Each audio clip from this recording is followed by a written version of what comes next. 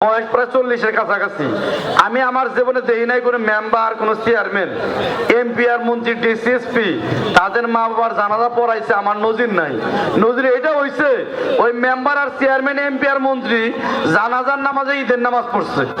কারণ ঈদের নামাজ যেমন একবার জানাজা মাঝে মধ্যে, এই জন্য ঈদের নামাজে হাত ওড়ায়, জানাজার নামাজেও হাত ওড়াইছে, এটা দেখছি। কিন্তু মা বাবার জানাজা পড়াইছে, আত্মীয় জানাজা আমার জানা নাই। এজন্য ভাই আমরা এই যে আমাদের বাচ্চাদের ক্লাস 3 পর্যন্ত যে বাচ্চারা যোগ্য হয় তাদেরকে জুমার নামাজ, জানাজার নামাজ, 5 ওয়াক্ত নামাজ ইমামতি করতে পারবে যোগ্যতা শিখাই দেওয়া হয়।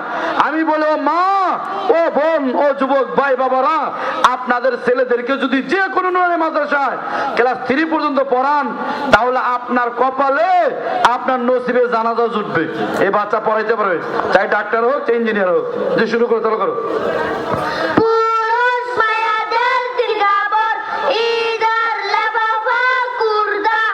কাপড় দাও, কি কাপড় দেবো?